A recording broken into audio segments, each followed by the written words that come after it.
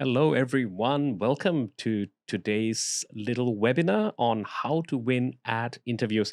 My name is Ramesh, and I've been a facilitator for over 2 decades, and I've worked with hundreds of job seekers at all different levels. And today we want to just dive very quickly into what you can look out for and how you can prepare yourself for interviews. So before I jump into the topic itself, welcome once again, and this has been brought to you by Alviga.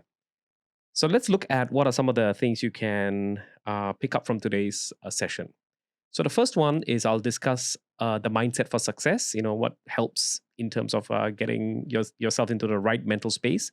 Number two would be what is the interview all about? Why do organizations even have an interview? What are the elements that they are possibly looking for? Number three, understand your interviewer. So I think Sun Tzu, right, in the Art of War said, if you know your enemy, you kind of like are 50%, you know yourself is 50%, you know your enemy is 50%. But I'm not saying interviewers are your enemies, but I think it's good to understand, what could be possibly going through in their mind as well, right? And then number four is how do you get an interviewer to like you and trust you quickly? So this is one of those, things which you can't really put a finger on it, but it does play into whether or not we do get offered a role or a position, right? Number five is analyzing the different type of questions that are most common that comes up, a fair number of times in different job interviews. And number six is using frameworks to respond to questions. Number seven would be how to handle the seven difficult questions. So these are like the top hit questions, right? The ones that often come up, and a lot of our former candidates have said, how do we handle those things? So we're going to just look at them very quickly in the session. And then number eight is 9 critical questions that you can prepare as part of your research so that when you are during the interview you can connect your answers to the organization. I think that's really the sweet spot you want to be in, so it's not all talking about yourself, but you're somehow able to okay, so let's jump into the first one. Mindset for success. So firstly, wherever you may be, just visualize yourself as if you're already a member of the organization when you speak to them. So it's sort of like embodying their organization, right? It's to look like you belong in that organization. So do your research so you don't come across as an outsider. Many years ago, when I was doing an interview, I had one candidate, lovely person.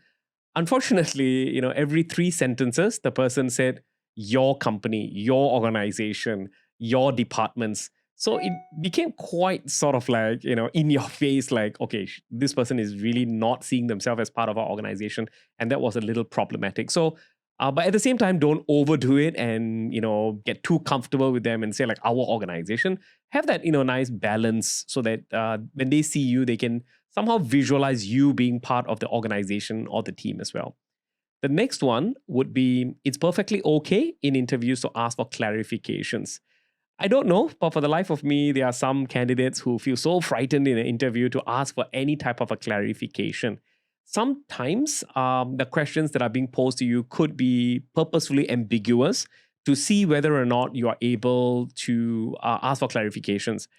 And let's say you do ask for a clarification and they say, no, just answer it as it is, then this is an opportunity for you to show them that even though the question is not so clear, it's ambiguous, you will still have a go at it, right? And make sense of the question that's being presented to you in the interview. And the last one is focus on structuring your answers instead of talking for too long. And I've seen this so many times. And I think we all can be guilty of this, right? When you get really excited, you just start saying things out randomly with no structure. So I will talk about structure later on in today's webinar. Okay, so that's for the mindset aspect of the interview. So what's an interview about? I'll give you a few quick tips, all right? So the first one, interviews are generally quite quick, right? And I say generally because I have heard of interviews that run to 2 hours, 3 hours, or 4 hours. I'm not sure whether it's really effective, but sometimes, because of the role they are, applying, they're giving out, they want to make sure they really interview a person. But do you really need 3 to 4 hours to interview a person? Maybe we should start charging these interviewers for our knowledge, right? Okay, but just remember it's generally a 45-minute to an hour affair, and they usually have candidates before you and they may have candidates after you as well. So it is meant to be interactive, not interrogative. So be open to asking questions to learn more about the organization as well. So you don't put yourself in a sort of like you ask me a question, I'll answer. So interact with them. Feel free to ask some questions along the way. And lastly, a good interview, right? it's outcome based. The interviewer will evaluate and sort your application into a few kind of categories. Offer letter, right, where they feel like, wow, this person is really quite good. Let's, maybe start thinking about giving them offer letter. Or they feel like really good candidate. Let's shortlist them for the next stage of competency testing, perhaps. Some of the candidates could be they're really good, but unfortunately, their competencies, their skill sets, their past experience doesn't tally up with what they're looking for. So they might say, oh, maybe an alternate role might be useful. Now, the last one, please take it with a pinch of salt. Some interviewers can immediately reject. And CMI is just a local way in Singapore where we say CMI stands for cannot make it, right? Yeah, so that sometimes happens, right? So it's really highly outcome based when you go for an interview. So same thing when you are preparing for an interview, think about giving them good evidence, good information during your interview so that they can kind of like calculate it, quantify it to some extent, right? Like why you are a better candidate than another candidate. So we have one slide here that talks about understanding your interviewers, and let's look at some of the categories. So first one, interviewers, they like preparedness, right? We like people who come prepared for a few things. Number one, the role. So do read the job description if possible. Try to commit to memory some of the key ideas, key points, so that you look like you're thoroughly well versed with what is being expected at that particular role. So don't take it for granted. So make sure when you're applying for the job, you copy the job description and put it onto an Excel sheet or some other document, which you can refer to subsequently when you're being called for an interview. Because there's always going to be this gap between when you send in your application, right, your resume, and the interview. And sometimes it could be 2 weeks, 3 weeks, right? Who knows? And by the third or fourth week, you might have completely forgotten what was this role all about. So it's always good to have this organizing sort of like a practice at the background. Number two, in terms of preparedness, we would like a candidate who's has plenty of ready examples, real examples, and real evidence to share about their past performance, and not hypothetical, like this is how I would do it, I could do it.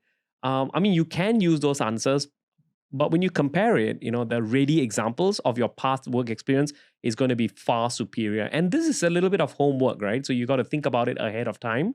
And so that in the interview, you can pull these out at the relevant moments to share with them. The next one we like in terms of preparedness is please research the organization, or at least know what is this organization all about, their key products, their who are the people, the competitors, their customers, for example. So try to think about these things before you actually go in for the interview, right? So the next one will be talking about during the interview process. You need to make sure that there is some level of respectfulness. So how does respectfulness manifest itself in an interview, right?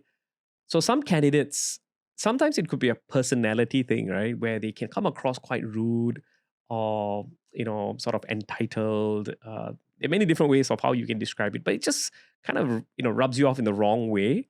And maybe they've had past bad experiences in interviews. So they come in already quite upset, angry about something. And I've seen that in interviews, which is, I think, not going to work well for the candidate, right? So, number one, listen and ask for clarifications. So, a candidate who listens very carefully to what's being asked.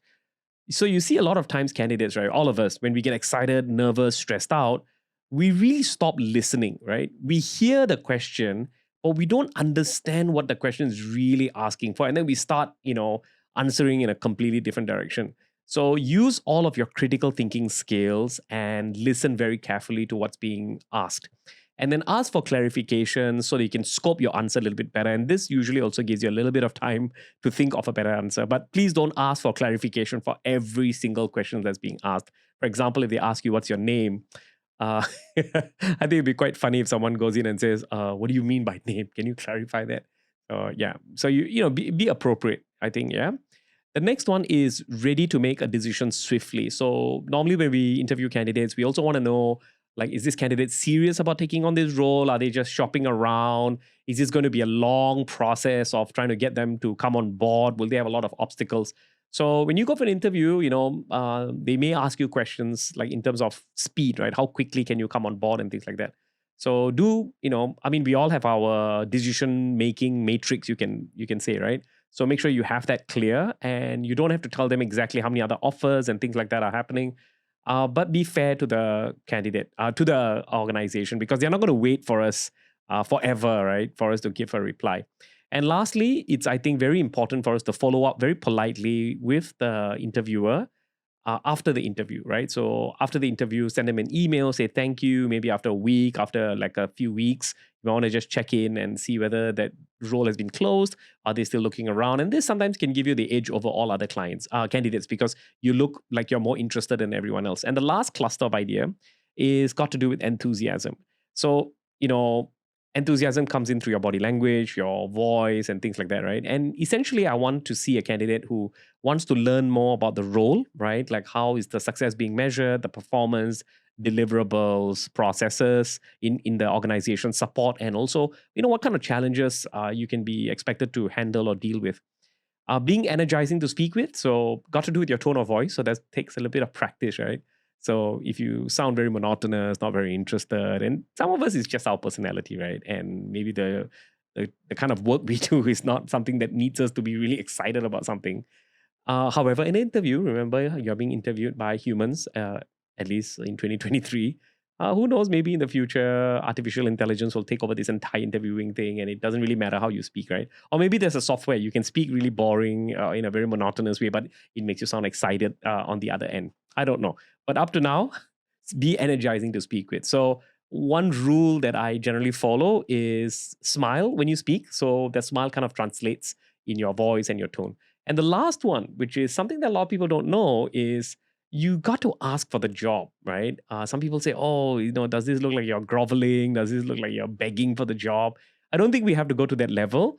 However, asking for something courageously, I think, is important. Like, and also justifying why you think you'll be a great fit will be really useful. And I usually use the rule of three. So ask somewhere in the beginning, in the middle, and before you leave. You can also ask, like, sir, ma'am, or whoever, John, or whoever's at the interview, right?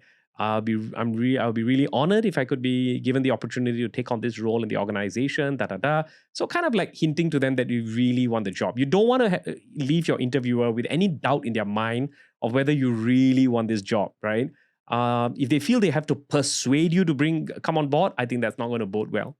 So the next one is, how do you get an interviewer to like you and trust you very quickly? So this is a simple technique that we use, right? First one, smile, right?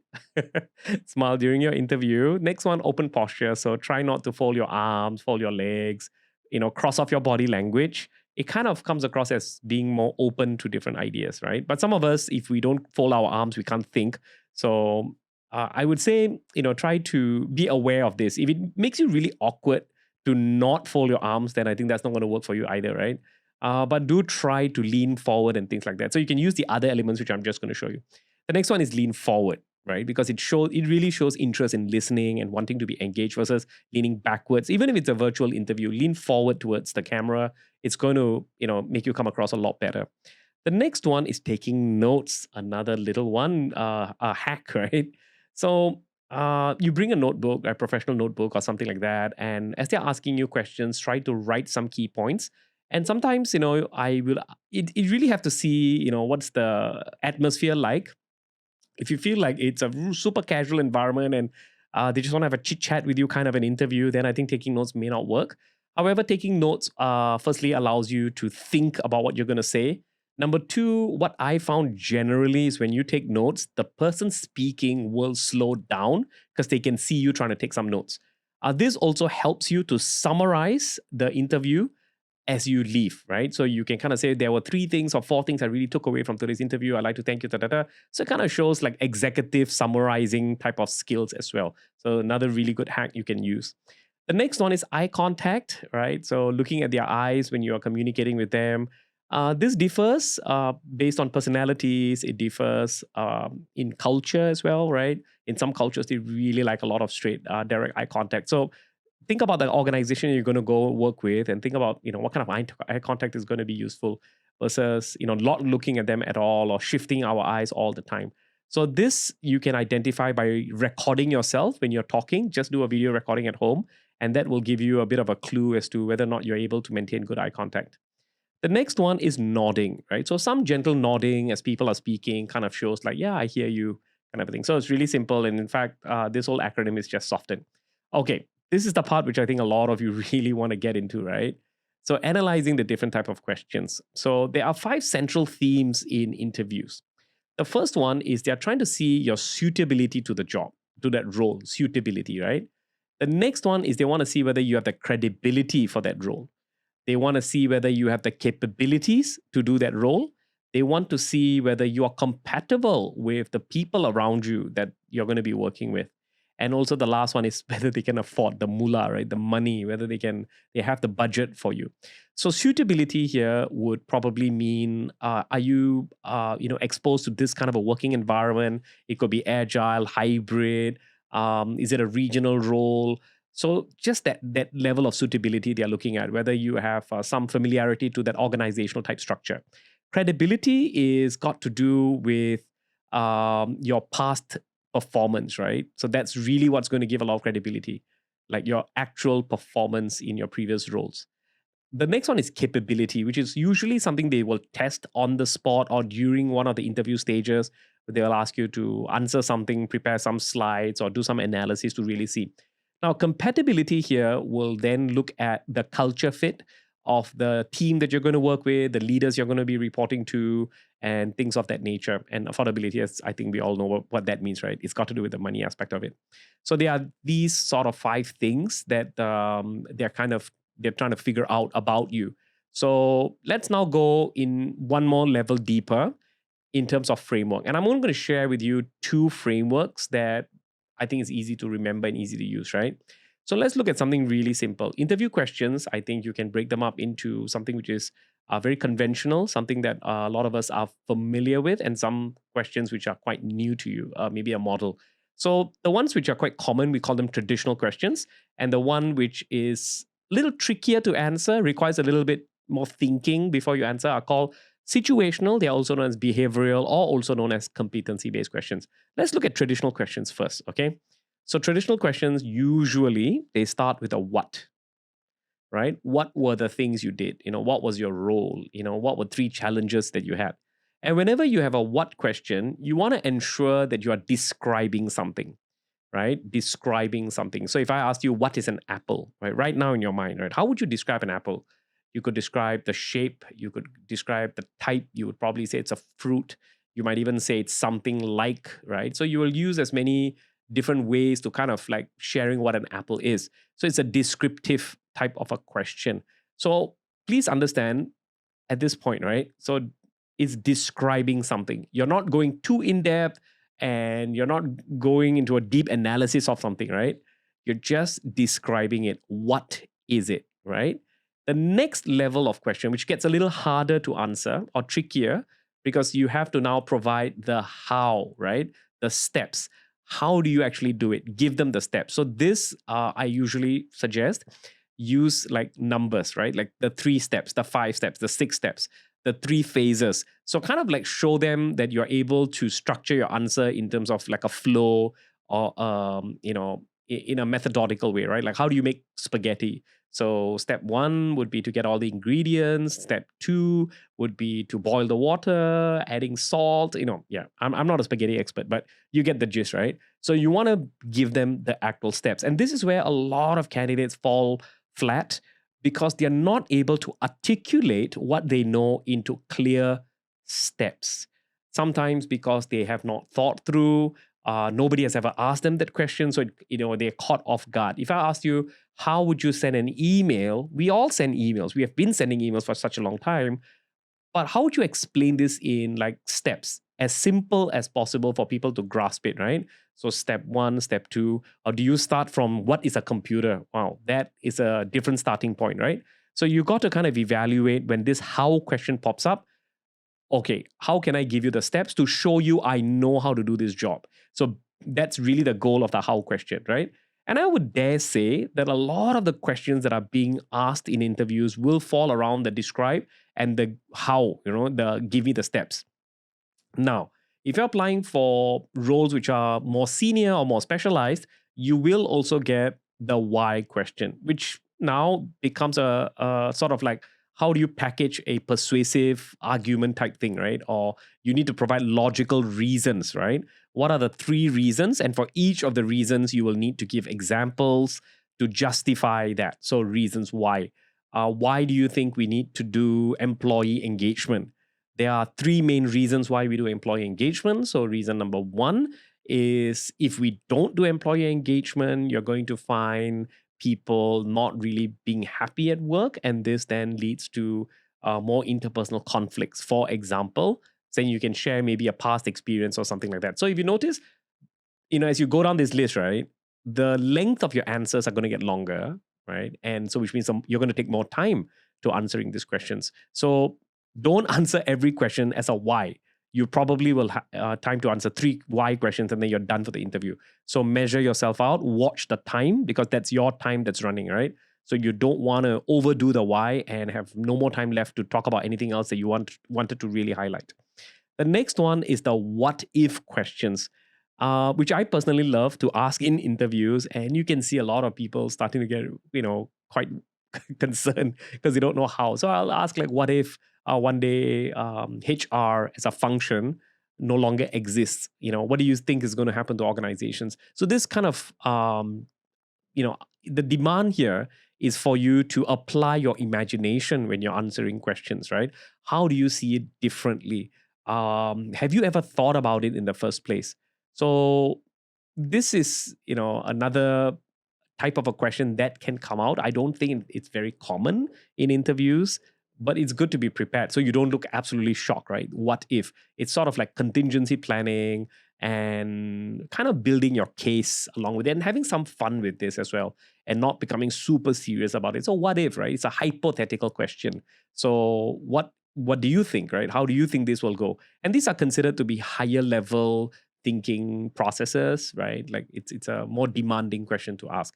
So these are the traditional set. Now let us look at the situational behavioral competency based questions, right?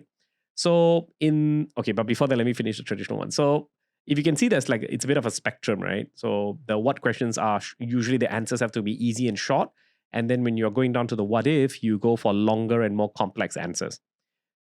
When you look at situational behavioral competency questions, they usually start off a little differently from the traditional questions, which are what, how, why, and what if. They usually start with like, can you tell us a time? Can you share with us a time? Can you give us some example? Can you bring us through, talk us through, walk us through? There are all of these different variations of how a situational question will be.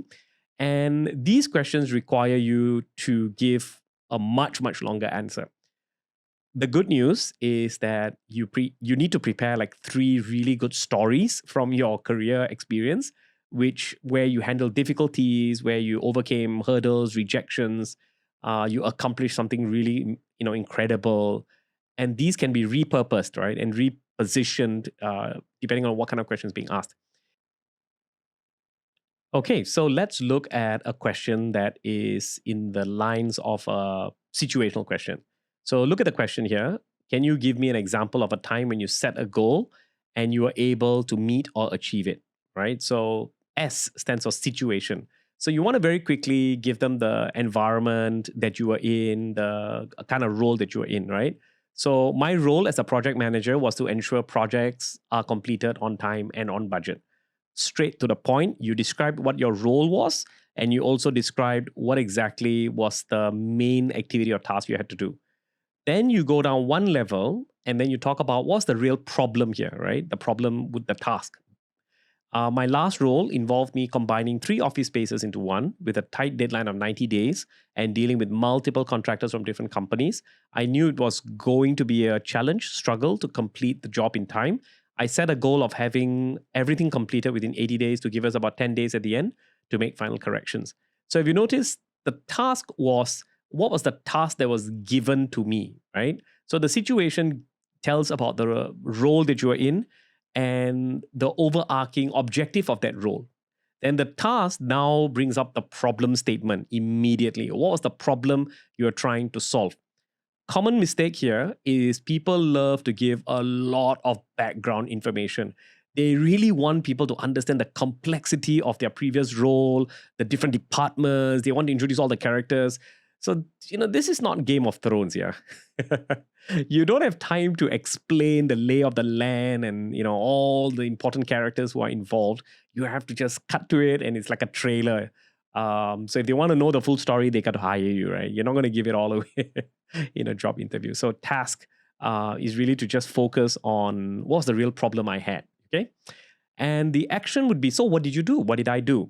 By dividing all the three contractors into three main teams and having three project managers controlling the three teams, I was able to create a more efficient and effective work timetable and ensure downtime was kept to a minimum.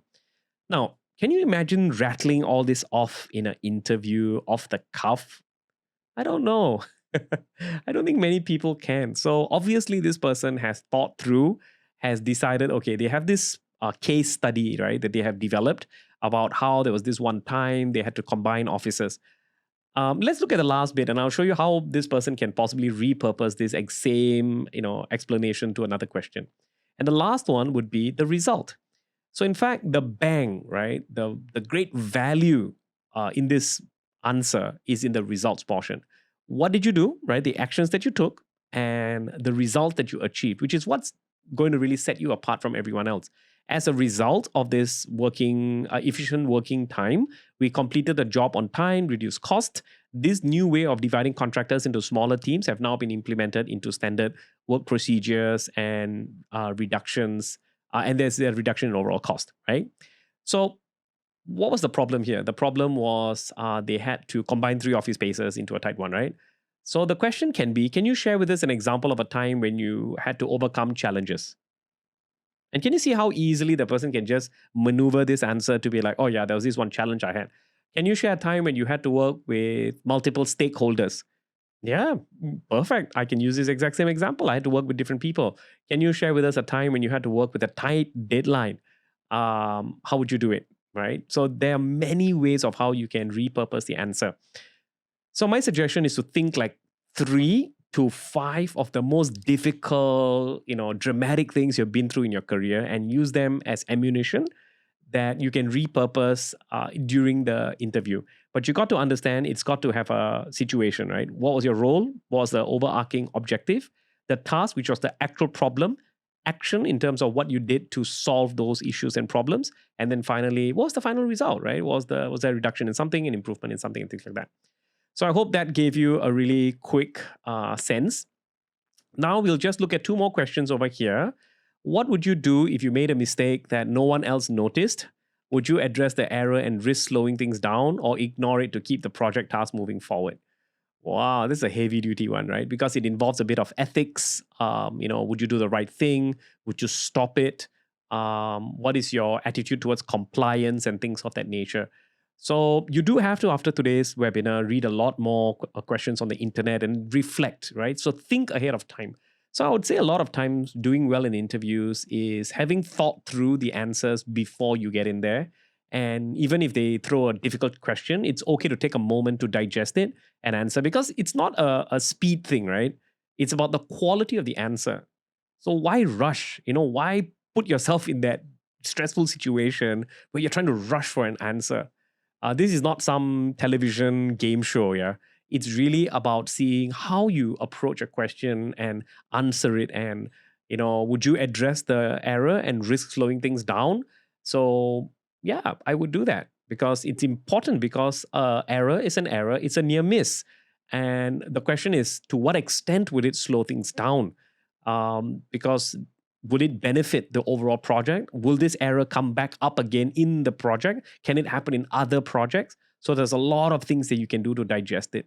So you can even share with them your thinking process, right? And then you jump into an experience that you had in your career where you had to kind of like either let things slide or you took responsibility, accountability, and said, you know what, we got to stop work here and get this fixed and let everyone else know how to make sure that these problems don't occur in their works or in their project, all right? So that's a quick dive.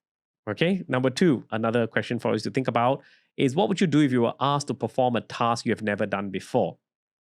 So is this a hypothetical question or are they looking for an actual example from your history of your work? So for a lot of people, the instinct is to say, oh, if I was ever given this situation, this is how I would do it. I think what's more powerful is for us to say, oh, yes, in my previous role, when I was doing this, I was offered a task that I'd never done before. And this is generally how I approached it, right? I did this, I did this, I found a mentor, I watched a lot of YouTube videos and I got guidance and I went for training, things of the nature. Or you could have also been, well, I ran away from it, but that was also when I was a lot younger in my career. I leave it to you how you would like to, provide the answers. I'm not here to tell you what answer you should be giving, but I think essentially if you can stand by your answer, I think that's more important, right? Authenticity matters a lot. Okay, coming down to the last few things. How do you tackle the 7 difficult questions? Okay, so take a look at these questions. What are your weaknesses? What's your greatest achievement? Why did you leave your last job? Where do you see yourself in 5 years? Why did you choose this profession, this role? Why do you want to join our company? And what type of role are you looking for? So, what do you think? Are these really difficult questions? Are they questions that's going to leave you speechless in an interview? I think if you don't practice, if you don't rehearse before an interview, yeah, I think you might get caught off guard, right? I'm going to just walk you through very quickly some suggestions, some ways to think about it. And I actually have a slide on what are your weaknesses, so we'll keep that for a little bit later. Let's jump into what's your greatest achievement, right? So, this is an opportunity for you to talk about the challenges that you had overcome in your personal life. It could also be in your professional life. So, find a sweet balance, right? So, don't talk too much about your family life, your personal life, because they really want to see you more in a professional setting. But I think it helps, right, to make you more human, more 360, I would say. Um, and what's your greatest achievement? So I think the achievement aspect comes from the size and the level of difficulty of the challenge you overcame, right? Because this has to go together. And the next one is, why did you leave your last job? You can give any answer under the world other than anything which is negative or makes you come across as someone who's very disgruntled. Okay. So why did you leave your last job? It would be, I would say it was planned, it was part of my planned career transition. I also saw there was a great opportunity for me to try new things. But for some of us, truth, the truth is that I was let go of my last job, right? So I didn't leave my last job, they let me go. So in that scenario, if you feel this whole, oh, I planned this transition sounds so fake, another answer I like to offer you to think about is you can say, due to my previous organizational restructuring, I was given the opportunity to seek new ventures for myself. So that's a very nice way of saying I was retrenched, I was let go, I was fired, right? And you can leave it at that, right? So why did you leave your last job? I think that's a very personal question. Answer it in the best way that you can without talking bad about your previous organization, your bosses or employers or things like that. That's the last thing you want to do in an interview, okay? So for that one, you probably need to get coaching, counseling, and things like that too, or even journaling. It really helps a lot. I've been doing journaling for many years to really just let all of your angst and your anger out so it doesn't come out in a job interview. Next question, where do you see yourself in 5 years? Tricky question. Some of the most cliche answers I've heard people say for this is like, I see myself in your role. Right? That's a classic one. I think a good answer for this would be, I see myself having developed in a few areas. I like to approach this question from a developmental perspective. I say in 5 years, I see myself having developed deeper skills in writing, in communication, in interactive design, circular design thinking. So, first of all, you do need to have a larger goal in your life, right? If you don't, then this question will fall flat. Like where do you see yourself in 5 years? I think try it. I would say avoid answers which are like, I see myself in this position. I don't know. It's a hit and miss. Sometimes the interviewer likes it. Sometimes they'll be like, oh, okay, so you're just focused on what role you get. And then they will follow up with, so what happens if you don't get this role? Will you leave? And yeah, I will. Maybe I'll leave earlier than that.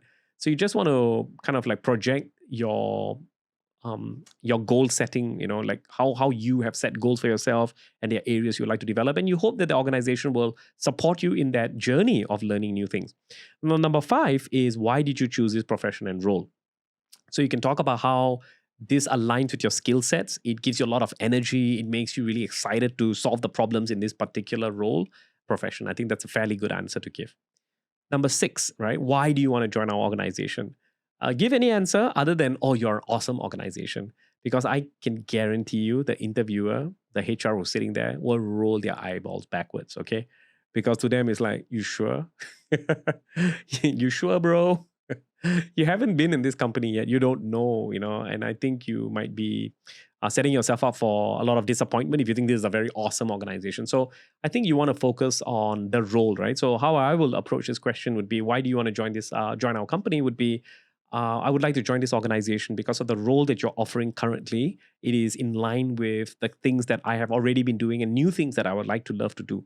So you can position it that way. Number 7, what type of role are you looking for? So I think over here, it's really good to show off that you have done research on that role. What's given the job description. So you can say these were the things that I am looking for, and is exactly what's also been posted out there, right? So that would be a really good answer to give. So thank you very much for staying with me up to this point. Just a little bit more to go. It's been about 30, 40 minutes so far. So how do you handle the 7 difficult questions? My suggestion is to actually sit down and write out your answer. A rule of thumb I like to follow is like 100 words usually gives you about 1 minute of talking time. That is if you talk decently fast, right? So you can write about 50 to 70 words. That would be, I think, a useful gauge of how much you should be writing. Try not to answer any of these questions for more than 2 to 3 minutes. I think that's overkill, okay? So sometimes, as in an interview, the interviewer just asks a question and keep quiet and just see how long you're going to go, right? Until you run out of steam. So just, 2 to 3 minutes would be good enough. Okay, so a really colorful slide. Let's look at the one question which I did not answer, which is, what are your biggest weaknesses? A lot of candidates don't know how to answer this, and I would like to, offer you some idea on how you can probably tackle this question. So my biggest weakness has always been my communication skills. I've been pretty shy and anxious as a kid, but over the years, however, I've been really working on this issue and I've developed some new skills. So when it comes to this biggest weakness type question, right? They just want to hear that you are self-aware that you have a weakness and that you're working on your weaker areas. So what are some cliche answers? The cliche answer would be, my biggest weakness is that I'm very hardworking. So I think that's been said so many times. Another one is like, sometimes I am very passionate about my work. So you're not really you're not comfortable in talking about what you're not good at, right? Like for me, my biggest weakness would be with calculations, right? That's not really my cup of tea. So if I had to do calculation based work, I have to put on a lot more concentration. I have to drink like a cup of coffee and just be very, careful when I do it. But when it comes to writing, communicating, speaking, well, that comes to me a little easier, right? So all of us have our strength areas and we also have our weak areas. So while I've worked on many software projects, another example, right? I don't have the experience of working in a fully agile team with an experienced team, and I will actively seek mentors to ensure I catch up. So this is another way of how you can answer the biggest weakness. You can say, from a professional perspective, I've worked on many projects, but not really in a fully agile environment like your organization. And I'm ready and prepared and willing to learn so that I can catch up. So this is another way of how you can approach it, right? Which is focusing on how you have evaluated your skill sets and where you see your gaps and what you plan to do about it as well. So that's a very neat and tidy way to answer this. So not a big hairy question. Okay. So the next slide I'm showing you right now, do not confuse this with the 7 difficult questions, right? So these are what we consider research questions. Like all consultants in the world will probably do a really quick dive into these areas when they are talking to any organization. Like what does this business do, right? What does the organization do? Whether it's even public sector, or everybody has what they call core businesses. What are their main things?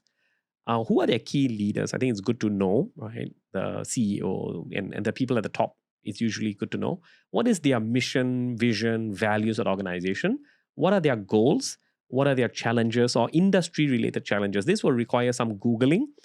Or if it's a listed company, right? If the company is listed on the stock market, in their website, usually in the investor relations, which it can be found either on its own as a tab, or it will be under the About Us section, right? You go download their company annual, and they would have like the CEO, talking about the organization, their goals, their challenges, da da da. And also they will also talk about, what is the future going to look like and things like that. So what's their financial performance? Now this, if it's their listed company, you can find them because these are publicly available records. If it's a private organization, you may not have. So you probably need to think about how are they doing financially, right? What do you think are their revenues and their profits and losses? Do a bit of research, right? Number 7, what are the problems this company is trying to solve in the world around you? what are they really trying to do? What's the problem they're trying to solve? Is it supply chain issues? Are they trying to, is it water? Is it environment? Is it making transactions safer on the internet? Well, what exactly are they trying to, even if your role is for marketing, right? Or maybe it's for HR, it's important to know what exactly they're doing, right? And the next one is, how can I contribute to this company in the role that I'm applying for? So how does my role play into helping that organization? Okay, so important to know. And the last one is, why is their mission meaningful to me personally? So kind of trying to make some connection, emotional connection, right? If you can, to why their business kind of like makes sense to you and things like that. But I'd like to now share with you, a little joke since you have stayed with me for so long. In one of the interviews, right, many years ago, the interviewer asked this candidate, she was like 28 years old, a chemical engineer. So somebody asked her, the interviewer asked her, like, why do you want to join our company? And her answer was elegant, at the same time hilarious. She looked at the interviewer without blinking and she said, because there's one direct bus from my house. And I think about this all the time, because this candidate just said exactly like, yeah, this is it. I'm not joining your company because you have some amazing mission, because there's a direct bus from my house. That's why I'm joining your company. Uh, Great answer. But she still today, I think she doesn't know why it was a wrong answer or it's not a good enough answer. So try not to give those kind of transactional answers, right? Like, because it's very near, my child's school, or it's like my husband works nearby, or my wife works nearby. So you might want to give something a little bit deeper than that. That usually helps. Okay, so just remember that. So here is one slide which you can pause and then, or you can take a screenshot and practice to give yourself some warm up. So normally, questions will come in a series, right? They'll come like in a set.